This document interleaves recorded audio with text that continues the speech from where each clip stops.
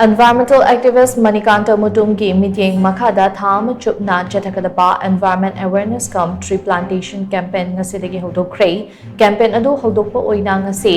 Subaltern Upliftment Organization amasung Arabti Mayai Lekai Development Association asinduna Arabti Mayai Lekai Leiba Ima Irei Magi Laibungda Ucharakaya Thakre Upal Thasi Upal Hingansi Haiba Theme Galoinana Arabti Junior High School gi Mahiroi Mairapaibi Club Organization Singna Punna Sarugyaduna Houdokhiba Thauram Matuga Mari Lenana MANIKANTA MUTUM Hai Environmental activist ama oina mahaki punsigi haukiba chehi Nepal rom asida Manipur amadi mapange state singda upal lising punhena hinghanba ngamkhraba matungda campaign ase paikhalapani campaign asida mapam chatuna upal thasi upal hinganse haiba wakhalon singa loinana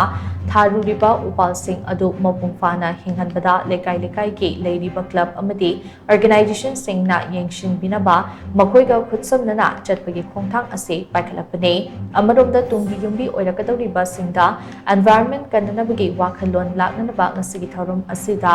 mahairui sing ase saruk yahanbani hanisu mahal makatana phongdokhi Kasing sahi budingi me sawai da dumai campaign chatpani obodo hanji laiba irang sina bara koyaga irang amu lakpa dagi hoji phatku ba ising chawgi amu lakiba sing man dagi khudong cha gi da namar koyaga handak jun tha sida mai toroga campaign se hojabani ai gi campaign gi thim di upan thasi upan hingan se ba thim sida ne manipur gi apoi lekai amadi school college singda changaga environment gi kanara ba hai tari environment gi awareness amadi tree plantation tawbagi ha amasuna tawjagani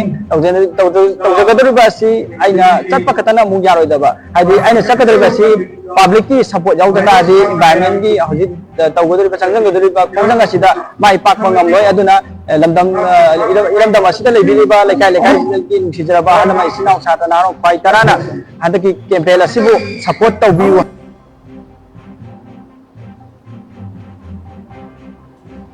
Thauram aduga mari leinana Maitailon film gi saknairaba mamiroi amasung saisakpa hamom saranandana hai Aikoi masal ki marakta achau macha khaidana manaba wakhalon amata chatminaduna climate change na maram oirika thingnariba awawasing asidagi kanminase upal ama thaba matamda khwaidagi maru oiriba ase upal adubu hinghanba amadi yengsanbane wakhalon ase mahailoisang singge sintakpi singna angang singda takpi bagi tangai fadaba lehainasu mahak makatana phongdokhi amat thabana akhoi da kana ba kayam bi haibase sigi wakhalon si manghanganu aduga haram liba u se matam puramukta akhoi na thagrabani harakanda u thabada khwaidagi tawa maru oibase hinghan basi deba hinghan base akhoi gi khutta leya noi akhoi gi khutta leya